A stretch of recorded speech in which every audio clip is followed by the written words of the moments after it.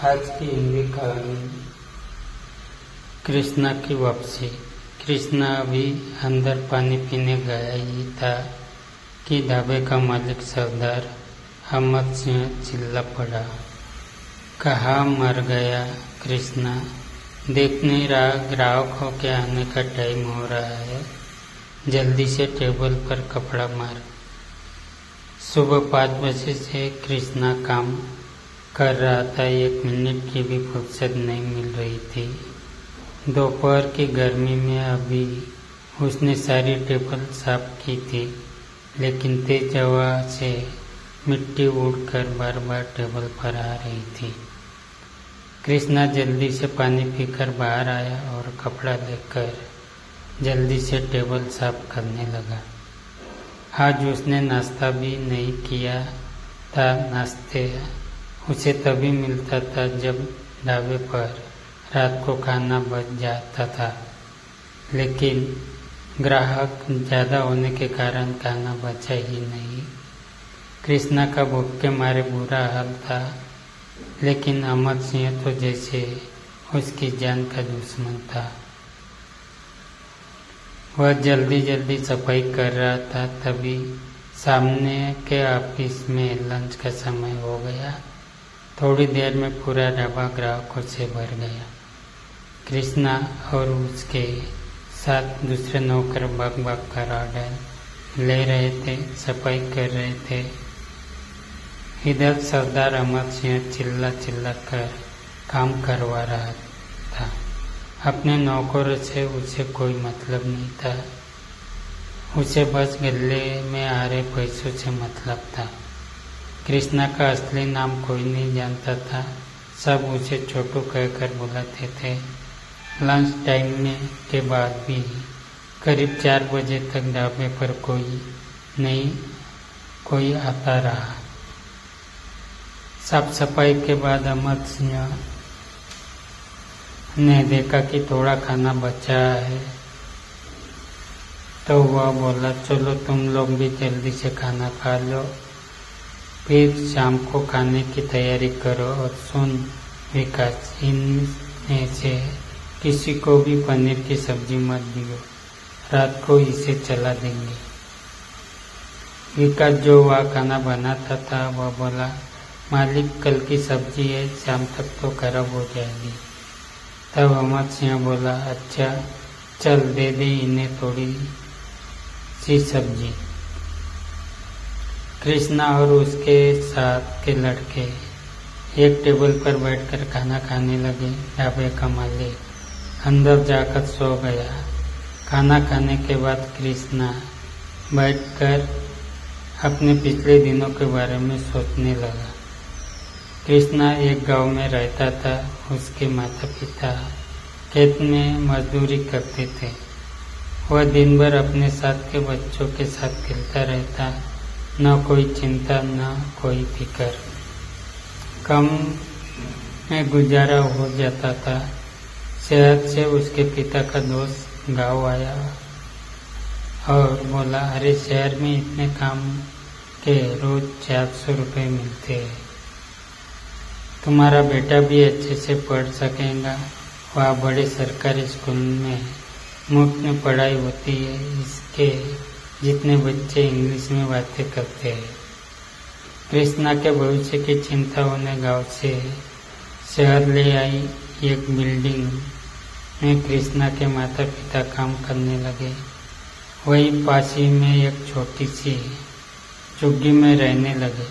कृष्णा से उसके पिता ने कहा, बस बेटा कुछ दिन की बात है, थोड़े पैसे इकट्ठे हो जाए फिर तेरा दाखिला स्कूल में करवा दूंगा। कृष्णा भी बहुत खुश था। पिता का वह दोस्त रोज घर आ जाता था। शाम को कृष्णा के पिता उसके साथ जाने लगे। उसने उन्हें शराब पिलाना शुरू कर दिया। कुछ ही दिनों में कृष्णा के पिता को शराब की ऐसी लत लगी कि उसने काम पर जाना छोड़ दिया। अब वह दिन भर शराब पीकर पड़ा रहता। कृष्णा की माँ मजदूरी करके लाती, तब कहीं चूल्हा जलता। कृष्णा की माँ घर में क्लेश करती, वह चाहती थी कि सब छोड़कर गांव चलते हैं। कृष्णा के भविष्य का भी वास्ता देकर शराब छोड़ने के लिए कहती, लेकिन कृष्णा के पिता पर कोई असर नहीं होता। एक दिन कृष्णा बाहर खेल रहा था, तभी उसने जोर से चीख सुनी।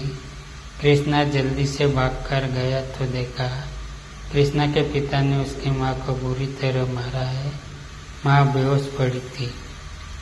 पड़ोसियों की मदद से उसे अस्पताल ले जाया गया, जहाँ डॉक्टर ने उसे मृत घोषित कर दिया।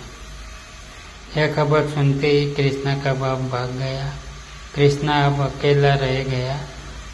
कुछ ही दिनों में पता लगा कि उसके पिता को पुलिस ने पकड़ लिया।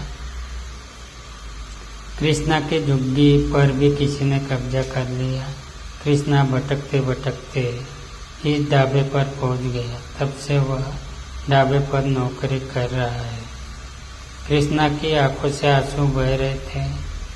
न वे लोग शहर आते, न ये सब होता। यही सोचकर कृष्णा रो रहा था। कुछ ही देर में अमर सिंह आ गया और चिल्लाने लगा।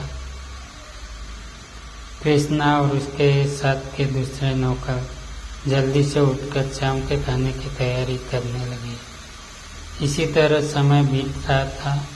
एक दिन अमर सिंह के ढाबे पर कुछ अफसर आए। छोटे बच्चों से काम करवाने के कारण उसे पकड़ कर ले गए। साथ में कृष्णा और उसके साथ के 2 नौकरों को भी पकड़ लिया गया। कृष्णा से थानेदार ने पूछा, लड़के तेरा गांव कहाँ है, तेरे माँ बाप कहाँ है? कृष्णा उन्हें सारी बात बता देता है। यह सुनकर थानेदार किसी से फोन पर बात करता है। फिर कृष्णा को एक एनजीओ की मदद से अनाथ आश्रम भेज दिया जाता है। कृष्णा अब अनाथ आश्रम में रहता है।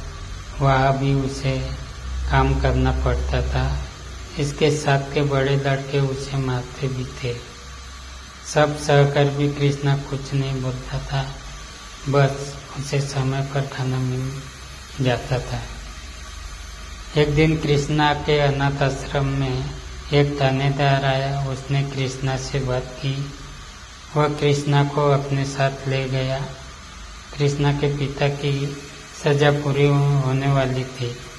उन्होंने बहुत मेहनत से जेल में काम किया, जिससे उनकी आगे की सजा माफ हो गई। थानेदार को उसने हमदर्दी हो गई थी। उनके पछतावे को देखते हुए कृष्णा को ढूंढने का वादा किया। आज कृष्णा को देखकर उसके पिता उससे लिपट कर बहुत रोए।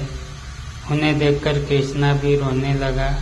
जेल में किए काम के पैसे लेकर कृष्णा के पिता ने वापस गांव जाने का फैसला किया। कृष्णा अपनी मां को खोकर और कुछ कड़वी यादों को लेकर अपने पिता के साथ वापस अपने गांव आ गया।